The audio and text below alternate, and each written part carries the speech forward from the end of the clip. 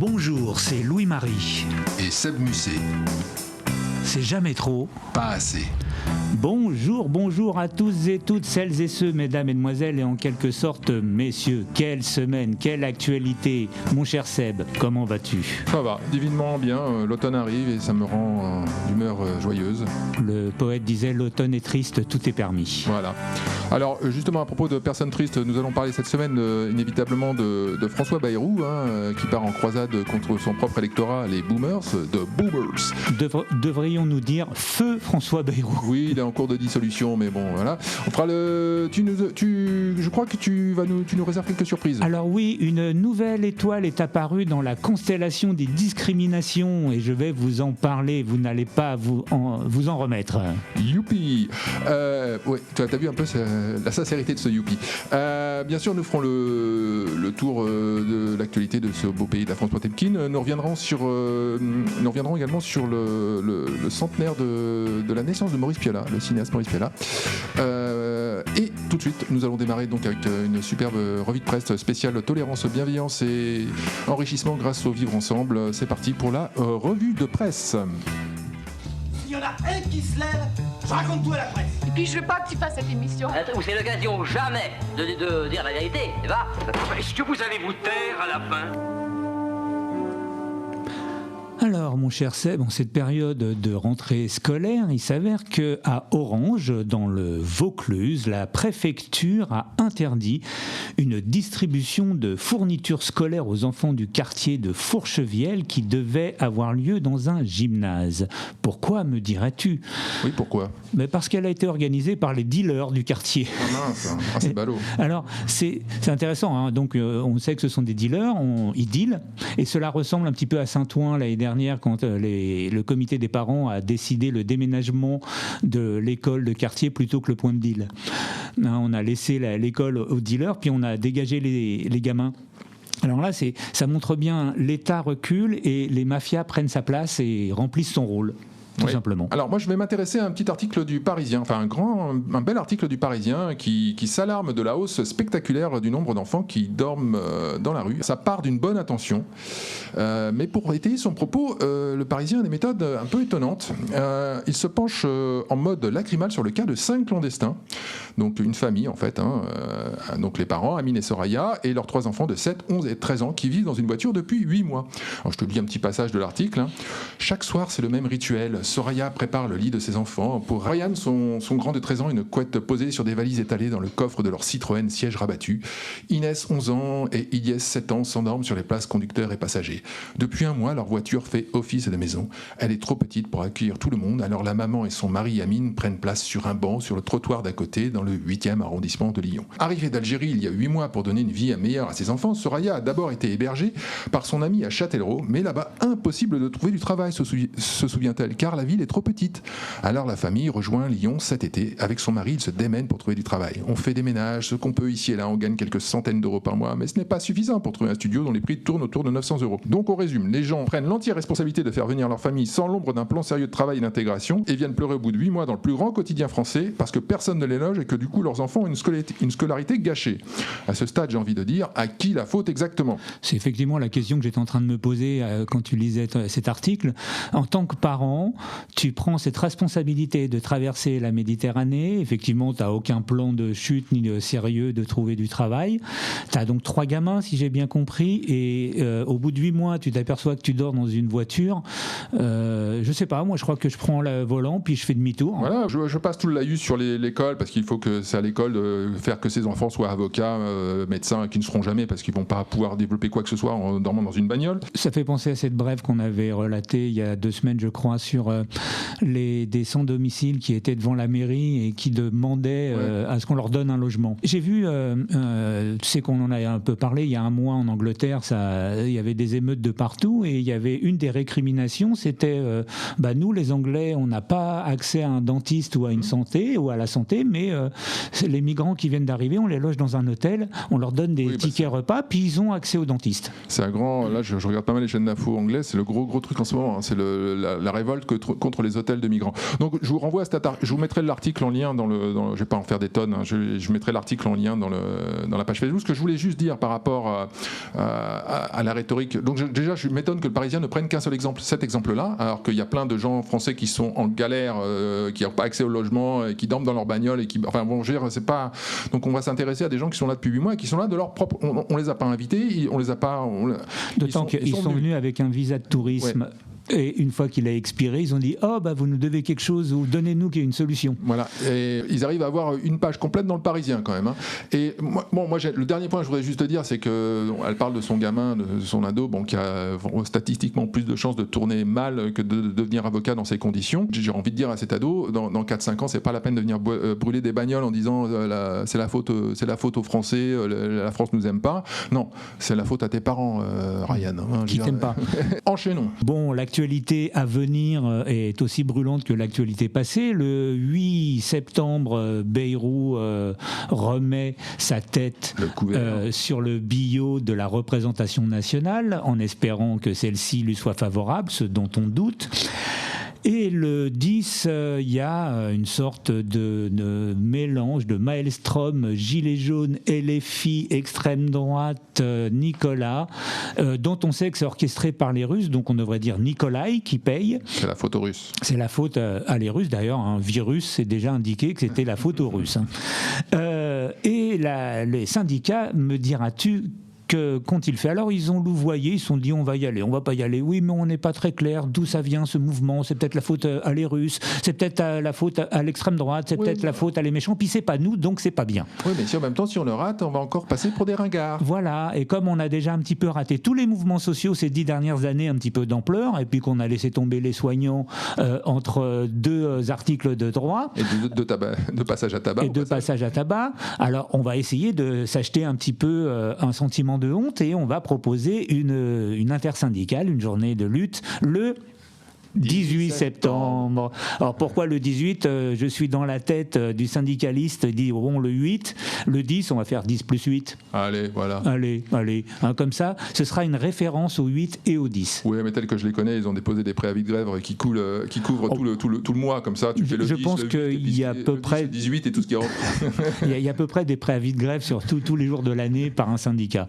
Là-dessus, on est assez tranquille. Donc voilà, l'intersyndicale qui propose une mobilisation, y compris par la grève. Ils sont modestes, ils y vont doucement. Ouais.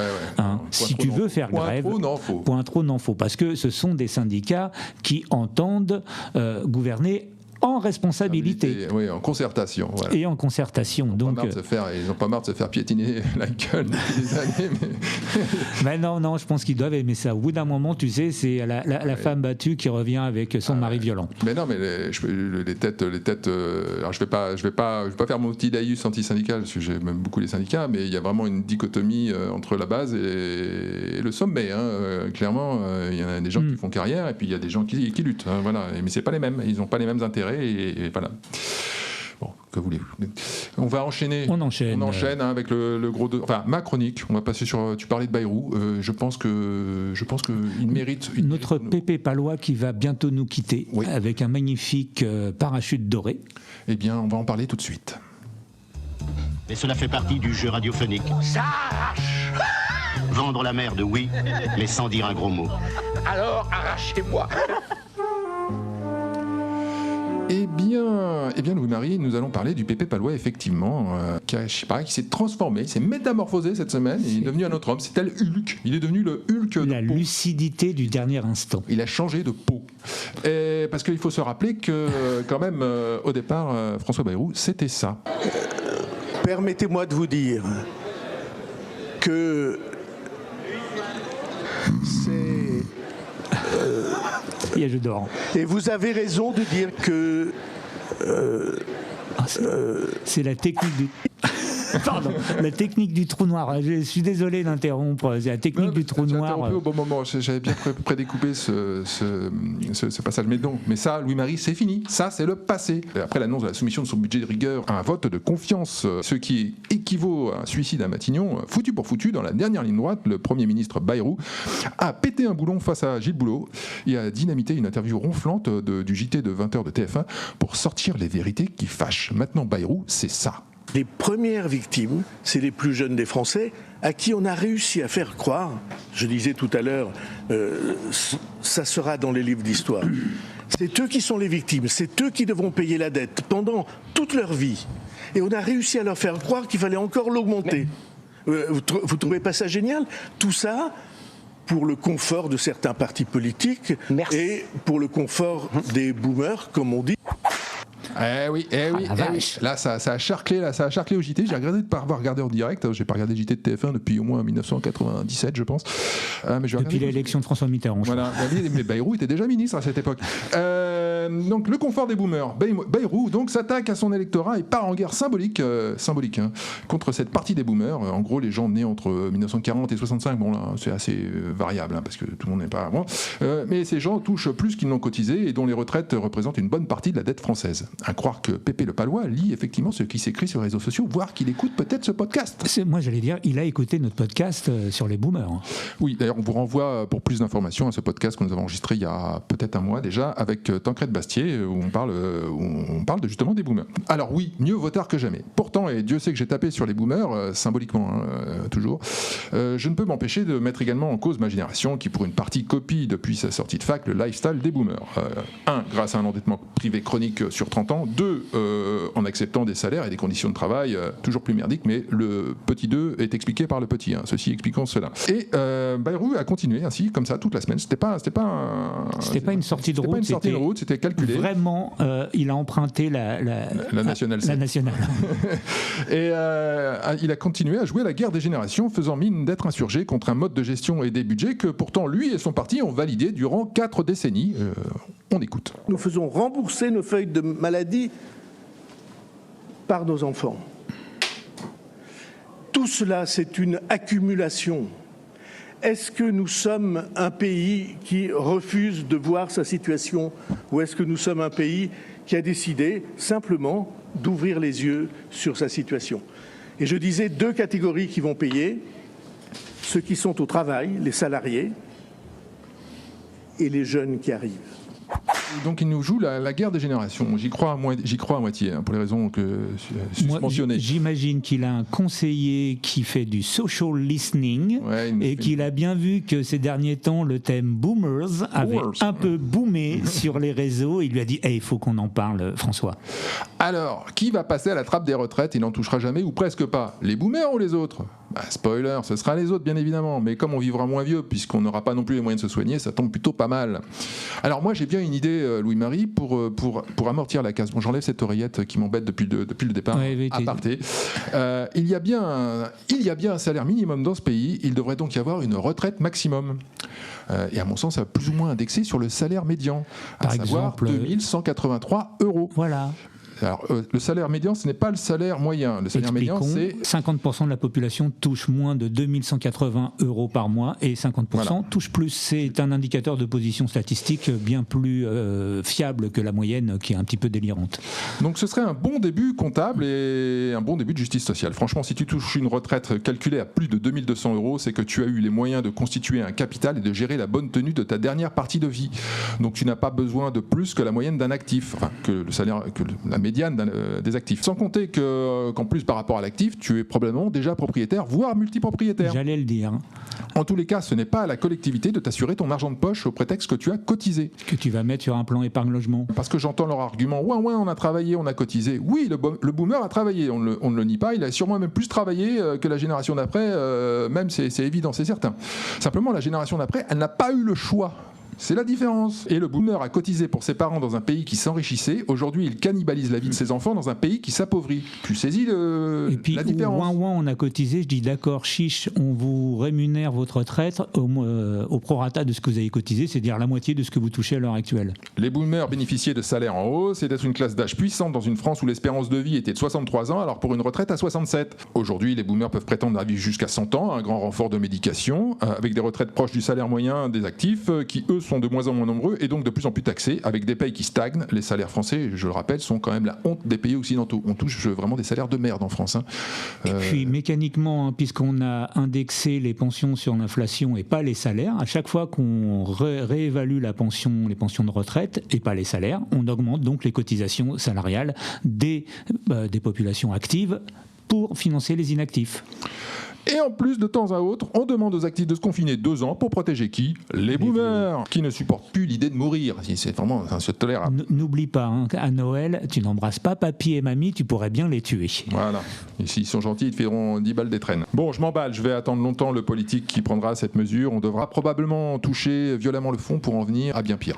Dans pas longtemps, les boomers n'auront plus le poids électoral qu'ils ont. Rappelons 18 millions d'électeurs qui sont très sensibles à leurs intérêts et à leur confort. Donc on pourrait même dire que c'est le communisme des boomers qui votent tous dans un même sens. Et Marc Vanguard a fait un fil sur le vote des boomers. Très intéressant. Ouais. Ils sont bien unis. Bayrou s'est un peu emballé et au terme de sa semaine médiatique folle, il en est revenu à ses bases lors d'un grand oral devant les chaînes d'information. Et à savoir, vous êtes tous des cons et j'ai raison. Votre formule laisse entendre que c'est les gouvernements qui dépensent l'argent. C'est pas vrai ? C'est l'État, là. C'est l'État. Non. Ici, c'est l'État, oui. Non, ce sont les Français. Salaud de Français. Ah là, la racaille de Français, c'est français, là, c'est incroyable. Bon, tout ça venant d'un État qui a un budget de fonctionnement délirant. On pourrait économiser des centaines de milliards d'euros juste en fermant des agences d'État. On a fait la liste la semaine dernière. Par exemple, le Haut Commissariat au Plan.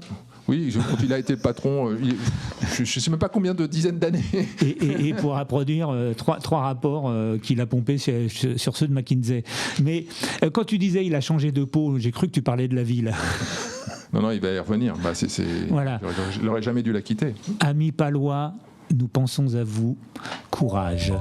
Donc tu voulais nous... Oui, alors moi je voulais justement, à la suite de ce que tu viens de dire, inaugurer un peu une chronique. Je voulais vous parler du boomer de la semaine. Donc sur les réseaux où les boomers sont sortis du bois, nous avons un certain nombre de pépites. Alors j'en ai pioché une, il y en a tellement. Ici c'est Florence Bergeau-Blaclair qui dit « Les 10 boomers des années 60 qui ont 55-65 ans et sont arrivés sur le marché du travail dans les années 80 ont connu la plus forte et la plus longue progression du chômage, une époque de désillusion, de pessimisme que les générations Y et Z n'imaginent pas. Rien à voir avec les couleurs enchantées des Polaroids. » Voilà, c'est ça son argument, c'est qu'eux ont connu la désillusion de passer du plein emploi au début du chômage de masse, alors que nous, on est dedans depuis toujours. Depuis toujours, donc on n'est pas déçus. Non, voilà, on s'est habitué à vivre On s'est habitué à vivre dans une société de merde, pas eux. En fait, ce sont des bourgeois malgré eux, tu vois, c'est presque, on est dans du Molière, enfin, c'est assez hallucinant. Elle aurait même pu dire, en plus de ça, ils ont eu le sida,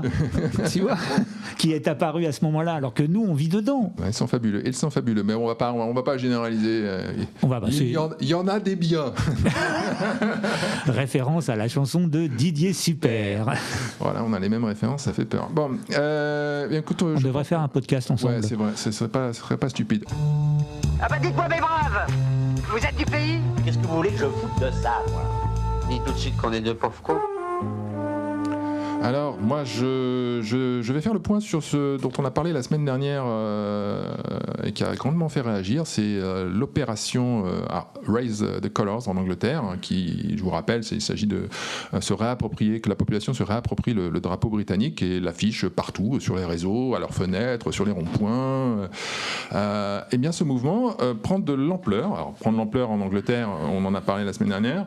Ça se propage en Australie, ça se propage même au Japon. J'ai vu des images au Japon.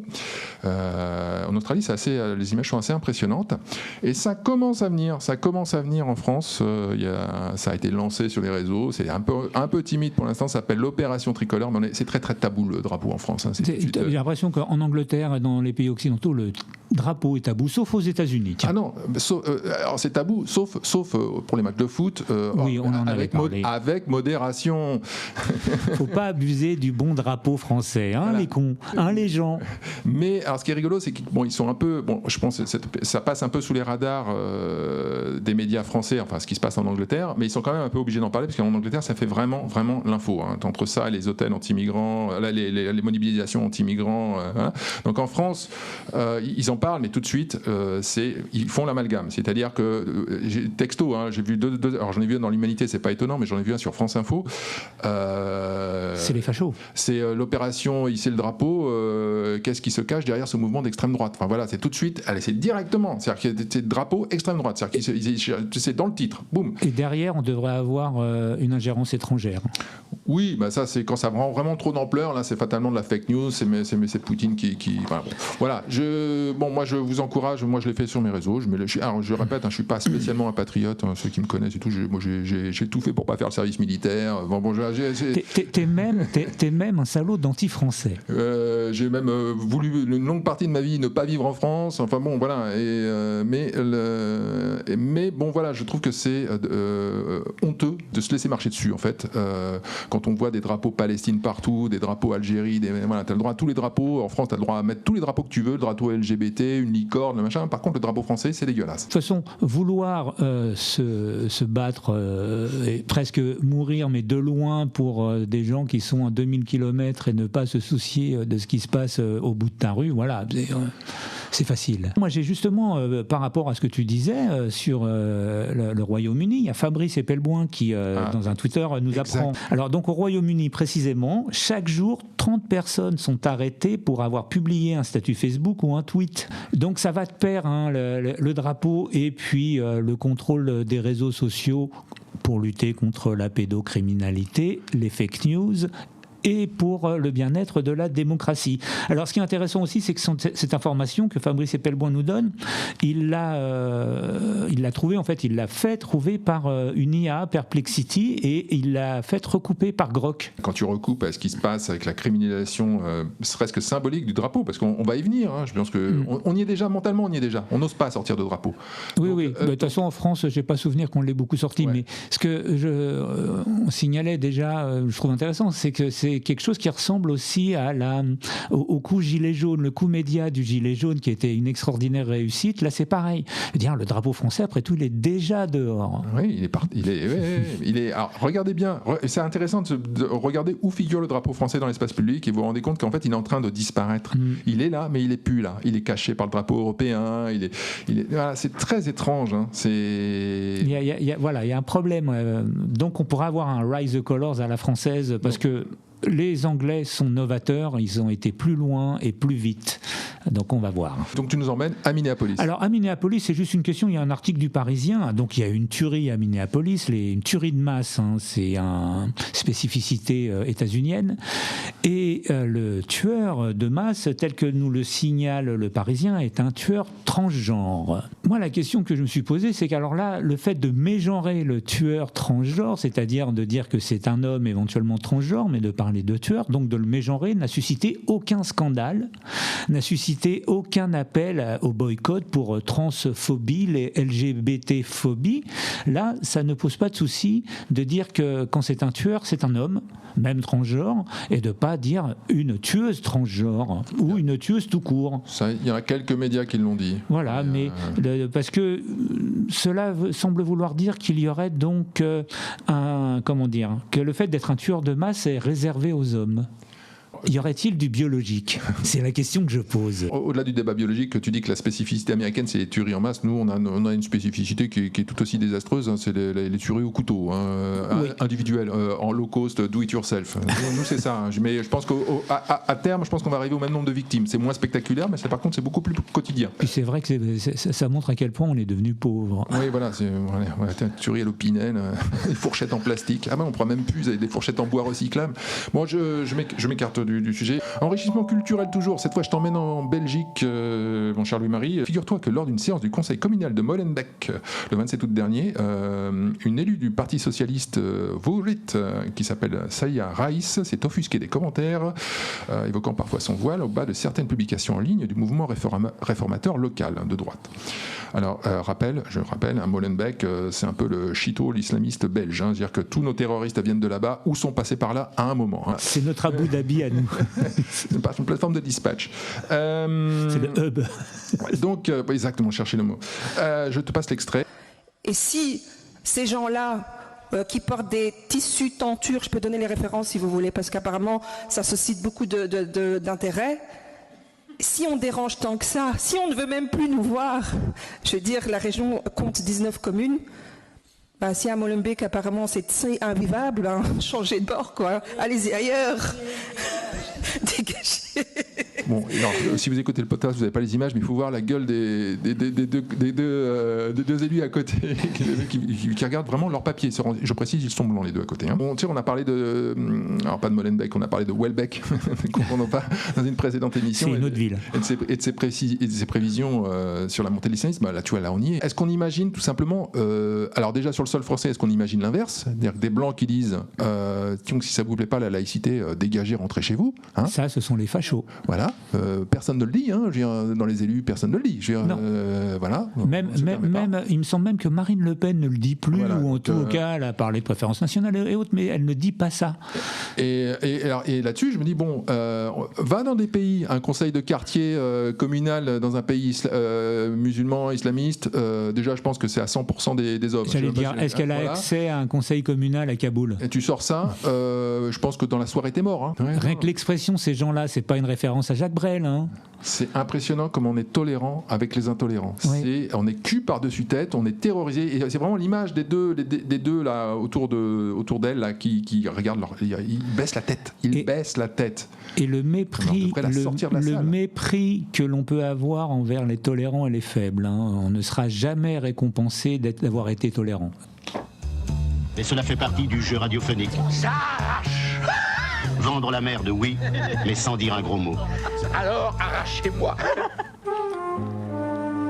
Alors, mon cher Seb, les discriminations, c'est comme les étoiles dans l'univers. Il y en a tellement qu'à part notre futur ex-premier ministre, on ne peut pas toutes les compter. Mais heureusement, on peut avoir confiance en les chercheurs pour en découvrir d'autres.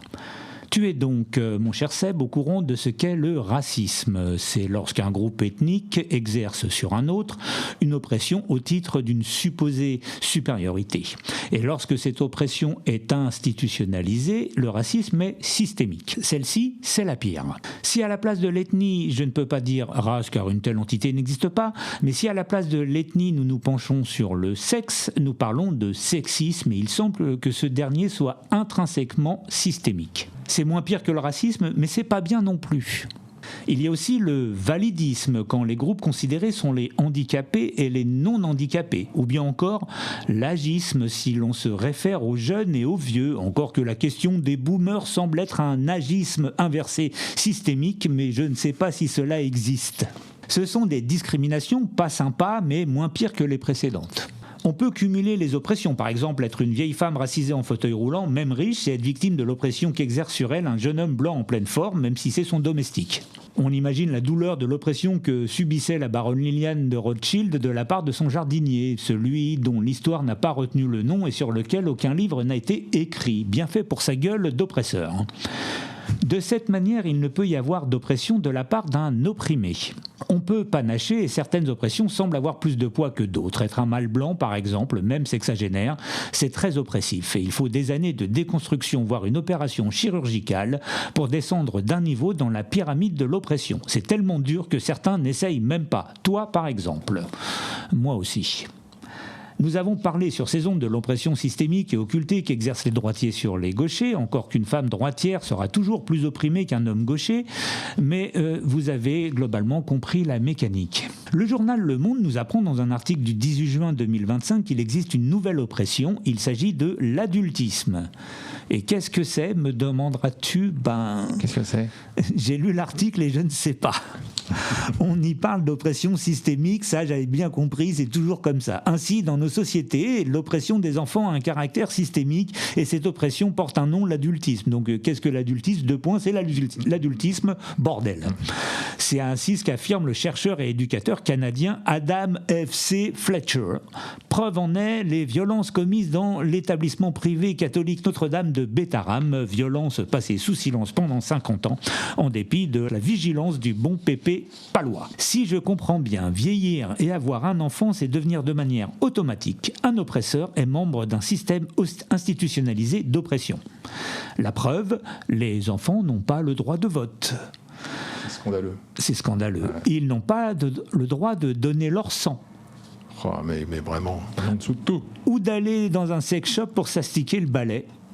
Preuve encore, le mot enfant a pour étymologie infance, celui qui ne parle pas encore. Si ça, c'est pas de l'oppression systémique. Parmi les idées de base de celles qui donnent des résultats catastrophiques mais qui sont propres aux idéaux tyranniques de l'homme nouveau, il y a celle qui consiste à croire que, qu'il existe un monde de l'enfant et une société formée entre les enfants qui sont autonomes, nous disait la visionnaire Hannah Arendt lorsqu'elle écrivait en 1954 ceci dans La crise de la culture. C'est Sa Majesté des mouches qui revient, ce sont les chasseurs de vieux de Buzzati. Et Hannah Arendt d'ajouter, si nouvelles que puissent être les propositions du monde adulte, elles sont nécessairement plus vieilles qu'ils ne sont eux-mêmes. Prends ça dans ta face, espèce de vieux con d'adulte. Schlac, le fouet. Voilà, j'espère maintenant que tu feras très attention à ton oppression systémique des enfants au nom de ton adultisme de vieux blanc quinquagénaire. Border boomer. Elle passe dans les pompes à essence, la paye. On n'amène pas des saucisses quand on va à Francfort. Avec mes certificats de résistance, ma rosette et mes relations, j'aurai 3 ans avec sursis. Je me suis renseigné. Eh bien, Louis-Marie, parfois l'aventure nous attend au bout de la rue. Figure-toi que samedi soir dernier, en allant chercher des chamallows pour la soirée d'anniversaire de ma fille, j'ai été confronté à l'événement catastrophique le plus intense que la France a connu depuis le 3e plan Castex de déconfinement. Les faits. Samedi, il est 19h au Franprix de la rue de Bussy. Alors que je me dirige d'un pas confiant, chemise ouverte, tel le Brad Pitt du rayon promo de rentrée vers la caisse de la supérette, rien ne peut me préparer à la terreur qui va s'abattre sur la population. Je suis là, dans la file d'attente, à attendre patiemment que la caissière de l'établissement sous-effectif scanne les articles des clients. Qui s'affiole de Bacardi, qui avec son paquet de rouleaux de PQ, ils ont déjà les yeux brillants des promesses d'une soirée réussie. Devant moi, ce couple de trentenaires avec un gamin en poussette. Ils ont déballé puis remballé en sac éco-responsable l'équivalent de 200 € de victuailles et se trouvent soudain confrontés au son si sec du terminal de paiement par carte de crédit, leur indiquant « Transaction refusée ». Ah, exactement, c'est un peu ce qu'ils ont fait. Le couple est déstabilisé, monsieur parle à madame. Mais essaye avec ta carte, chou. Non, ça ne marche pas, Cécile. Attends, je réessaye. Échec encore. 2 minutes déjà et le gamin, là, dans sa poussette, qui commence à pleurer, voyant ses friandises dans le sac éco-responsable. Papa, je veux mes bonbons. Mais non, je ne peux pas, Mathéo, ils ne sont pas encore payés. Je tremble devant cette scène poignante, d'autant que, autour, un frisson de terreur semble animer désormais la foule désorientée. Les scènes de discorde et d'incompréhension bancaire se propagent d'un tapis à l'autre, devant des caissières amorphes. D'autres clients sont désemparés devant les fiascos répétés de leurs Apple Pay sur les bornes automatiques. Tu sais, ce geste réconfortant qui s'accompagne traditionnellement d'une douce mélopée de TIP et maintenant rembarré d'un implacable transaction refusée qui renvoie le consommateur de 2025 à l'âge de pierre, sans sommation, sans même un slip. Autour de moi, entre préposés maîtrisant mal le français et clients erratiques, c'est le chaos marchand. Figure-toi, Louis-Marie, que sur la vingtaine de consommateurs en présence dans la supérette, aucun, je dis bien aucun, ne dispose d'argent liquide sur lui. Eh oui, nous sommes à Paris. L'argent physique, c'est comme l'homme blanc ou les enfants conçus naturellement. C'est tellement dépassé. Mais c'est terrible. Brad, qu'as-tu fait ? Aucun client sans argent dans la supérette, ce n'est pas tout à fait vrai. Car il y a bien un irréductible résistant qui, qu'il pleuve ou vente, s'acquitte toujours de ses emplettes en espèces sonnantes et trébuchantes. Je veux bien sûr parler du maître certifié de la lasse de billets de 5, de cet expert de la pièce jaune, bref, de votre serviteur Seb Musset. Oh Brad !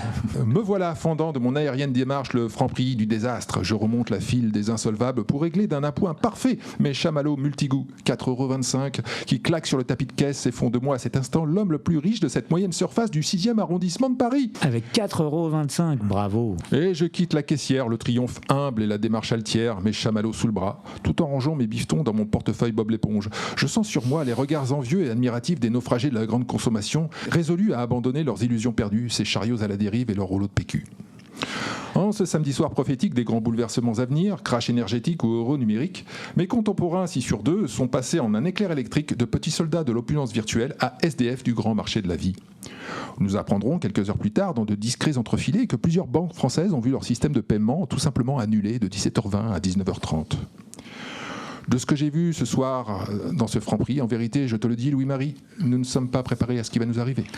Non, c'est Paul Virilio qui avait théorisé le Big Crash, le jour où tous les ordinateurs tombent en rade. Donc merci Seb Musset, j'aurais aimé te voir. Ah ouais, je vais maintenant à Will Call You Brad. Oh yes Brad, et tu m'appelles Janet.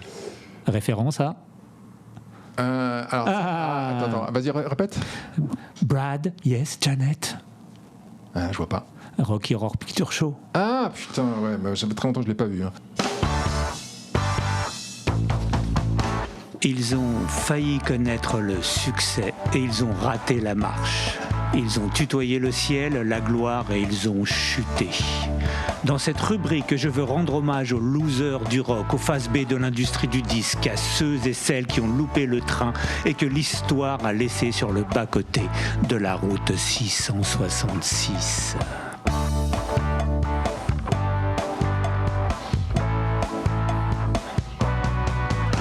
Il avait tout pour réussir, à commencer par sa mère qui, avec les gains gagnés aux courses, achète un vieux local à l'abandon et le transforme en un club où tous les groupes de la région viendront jouer. Son beau-père aussi, qui en l'adoptant lui donne son patronyme, celui des winners, le meilleur, Best en anglais, c'est son nom.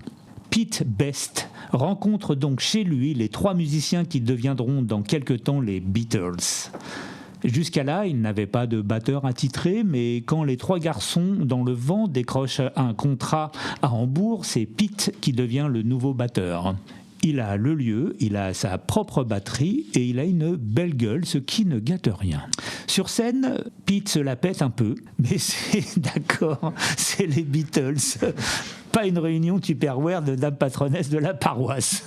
Sauf qu'en studio, les micros sont moins sensibles à son charisme de beau gosse, mais beaucoup plus à ses difficultés à garder le tempo. Les micros, c'est des balances, ça répète tout.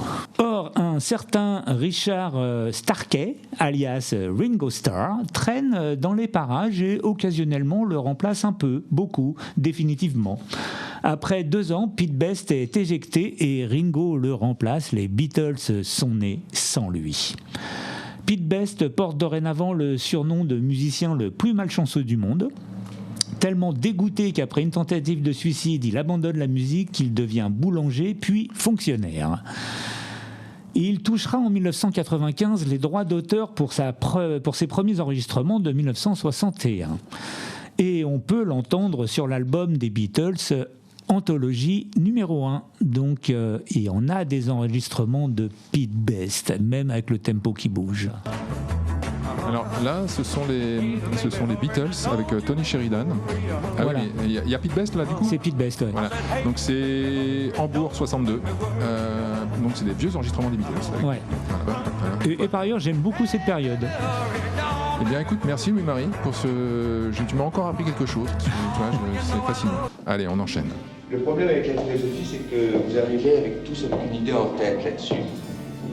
On vous a inculqué des idées, vous arrivez avec ces idées toutes faibles. Et je crois que le premier travail, en philo justement, et surtout, ça serait d'essayer de désapprendre, d'oublier tout ce qu'on a pu vous dire sur la philosophie. C'est déjà le meilleur moyen de commencer à en faire. Pour la rubrique culture de cette fin d'émission, une fois n'est pas coutume, je vais te parler cinéma. Figure-toi, j'ai appris en recevant le catalogue de la rentrée de la Cinémathèque que Maurice Pialat aurait eu 100 ans cette année. Ce qui me paraît absolument dingue parce que et qu'il est mort il y a plus de 20 ans. Alors les deux faits m'ont complètement étonné parce que Pialat, il a toujours fait partie de ma vie. Qu'il soit mort vieux, c'est ça que tu veux dire? En fait, c'est ça. Il a commencé à filmer très tard. Il a commencé à faire un film. Son premier film, il avait 45 ans. C'est ça qui est dingue. Donc en fait, ceci explique cela. Il est plus vieux que les cinéastes de la Nouvelle Vague, mais il n'en a pas fait partie. Il est venu après la Nouvelle Vague, donc on va faire un petit... En étant né avant. Oui, mais parce que il n'habitait pas Paris, il faisait pas partie de ce milieu-là, il était peintre, il était représentant de commerce, il a fait des petits courts-métrages, il a bricolé des trucs, il a essayé de monter à Paris, de faire partie de tournage, mais il a galéré avant de faire son premier film. Donc son premier film, c'est L'Enfance nue, je crois que ça doit être 67, un truc comme ça. Et Maurice Pialat a fait assez peu de films dans sa carrière, il en a fait une dizaine, enfin il a fait 10 longs-métrages, plus précisément, que je crois que je peux tous te citer de mémoire dans l'ordre, tellement il y en a peu. Et c'est un cinéaste qui m'a énormément marqué, qui est toujours très tôt, même quand j'étais ado, il me parlait beaucoup. Lui, il me parlait beaucoup parce que c'est par ses interviews, parce que c'était un peu un mec qui envoyait, c'était un peu notre Tarantino en termes de clash. Il était très clivant dans ses interviews. Il envoyait chier la profession, il crachait sur le cinéma français déjà à l'époque, sur quasiment tout ce qui se faisait. C'est pour ça qu'il faut rentrer tôt dans le métier du cinéma. T'es plus obéissant. Mais lui, et en plus, ce qui est très étonnant dans son cas, c'est que ses premiers films n'ont pas forcément eu un grand succès public, mais par contre, ils ont vraiment scotché la profession. C'est-à-dire que quand il a fait L'Enfance nue, c'est un game changer dans le milieu. C'est-à-dire il y a quelque part, ce qu'il a fait, on a pu faire des films pareils après. Donc il a une façon de capter le réel, mais en même temps, il est peintre, donc c'est quand même très mis en scène, mais ça ne se sent pas. Il peut mélanger des acteurs pros et des amateurs. Voilà, c'est un cinéma très particulier, qui est propre qu'à lui. Alors la rétrospective à la Cinémathèque de Paris commence aujourd'hui, le 3 septembre, et c'est tout le mois de septembre. Donc il y aura ces 10 films. Il y aura tous ses courts-métrages, il en a fait une bonne vingtaine, je crois, et il a également fait une série. Il a fait une seule série qui s'appelle La Maison des Bois, et donc ils vont passer tous les épisodes. Il y a 10 épisodes, je crois. Une série qu'il a fait juste après son premier film, pour l'ORTF. Donc il y a ça à la Cinémathèque.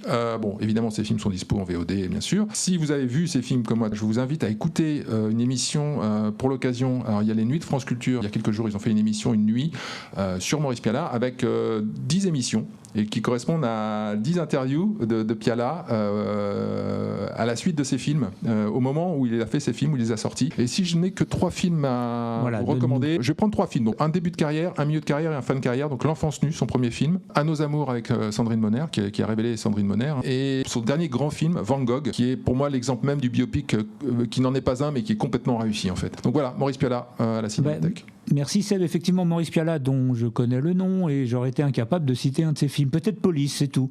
Et j'en ai vu aucun, donc je vais peut-être... Ils sont tous bons d'une façon ou d'une autre. Bon, dans tous les cas, quelqu'un qui a fait 10 films, c'est quelqu'un qui peut pas être mauvais.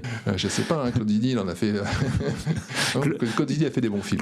Claude Zidi. Et Rocco Siffredi, il en a fait plein. Il en a fait 10 par semaine. C'est du tourné-monté, quoi. Comme nous, on enchaîne. Allez, on enchaîne. Allez, ficeler les paquets et emballer la joncaille. Eh bien, Louis-Marie, c'était encore une émission rondement menée. On va se retrouver très vite. Et on essaiera de faire mieux comme toujours. Voilà, on a eu des petits problèmes techniques aujourd'hui, on s'en excuse. On vous remercie pour votre fidélité. Vous avez été très nombreux la semaine dernière à nous regarder. On a explosé nos scores. Donc voilà, c'est encourageant. Merci. On a eu des commentaires, des likes, même des haters. Ça commence. On a des haters ? Ouais, ça commence. C'est la preuve que ça fonctionne. Ah, ça c'est la preuve que ça marche. Toujours partager cette émission, liker sur les plateformes de podcast, Spotify, Deezer, Apple Podcast, commenter, YouTube. Voilà, on a besoin de vous vraiment. Vous êtes les ambassadeurs et c'est vous qui faites vivre cette émission. Histoire de rire un peu d'une actualité qui n'est pas rigolote et d'un quotidien un peu gris. Sur actualité sur laquelle nous ferons le point très très vite dans quelques jours. On se retrouve pour un nouveau numéro de Jamais Trop Podcast. Merci Lou-Marie, merci à vous. Merci Seb, merci à tout le monde. Et portez-vous bien. Ciao.